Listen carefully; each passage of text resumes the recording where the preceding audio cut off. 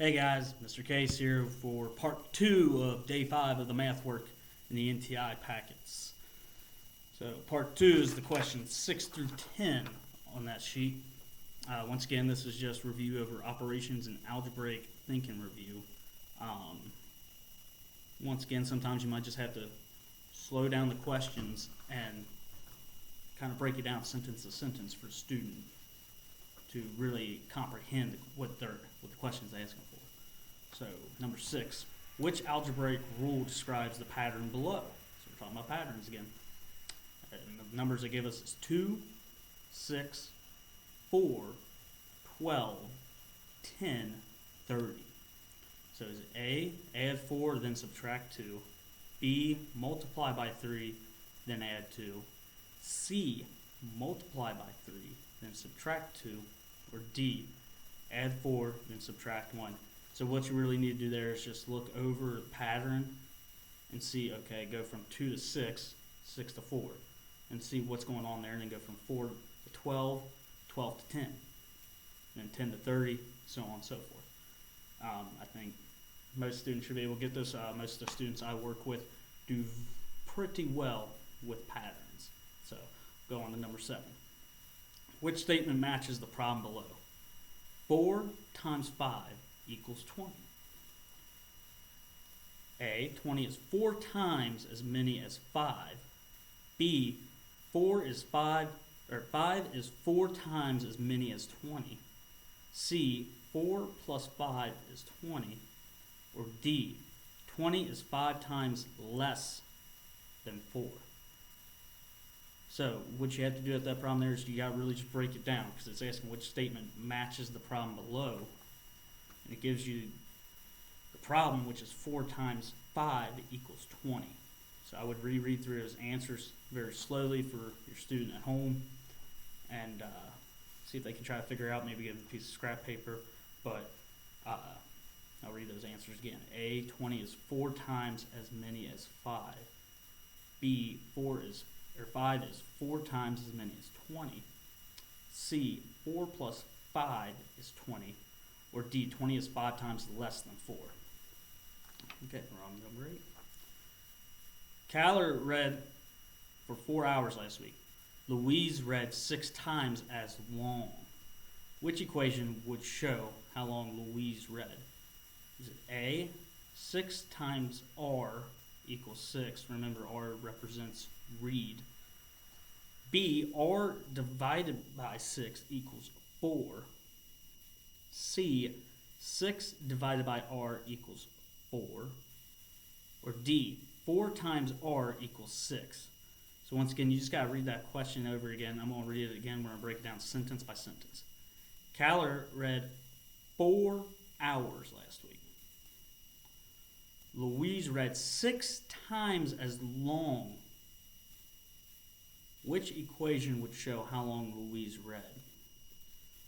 A, 6 times R equals 6.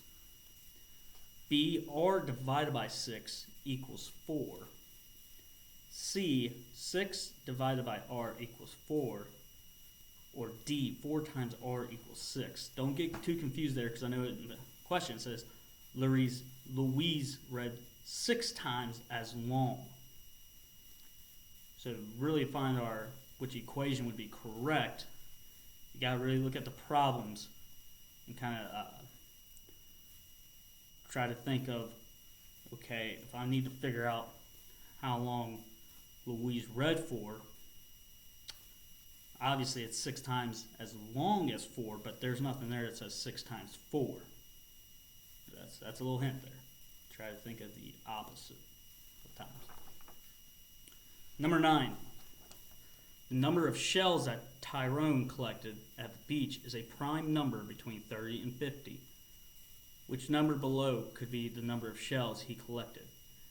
A, 23, B, 39, C, 47, or D, 34. So now remember, when we're talking about prime numbers, is a number that only has 2 factors. It is only divisible by 1 and itself. If it has 3 or more factors, then it is not a prime number. So what your student has to do there, so it's a prime number between 30 and 50. And it gives you 4 options. One of those numbers is only divisible or only has 2 factors, which are 1 and itself.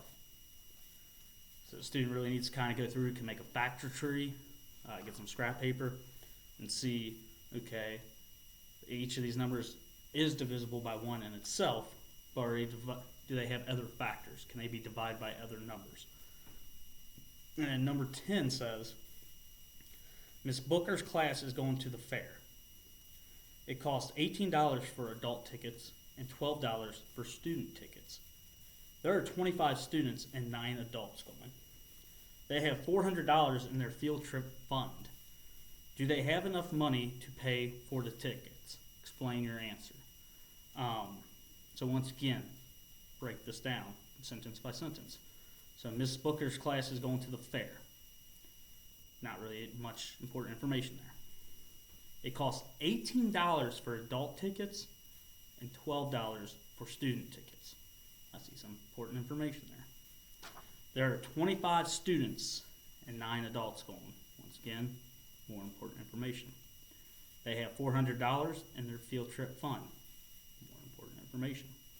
Do they have enough money to pay for the tickets? It's kind of telling us what we're going to be needing to do to solve that problem. And then you have to explain your answer. So after you've given the equation, worked it out, and figured out, you need to explain either yes, they will have enough money because, or no, they will not have enough money because. And that's all you have to do on that problem. I think for my students, you guys should be able to figure that out. You guys do fairly well once you break down the word problems by sentence by sentence. And that is the final part of day 5 in the math work packet. Like I said, I will have days 6 through 10 uploaded hopefully Sunday night for you guys. So once we get started back on Monday with these NTI packets, you guys can get right into it. You guys have a great weekend. Stay safe and enjoy yourselves. I'll see you Sunday.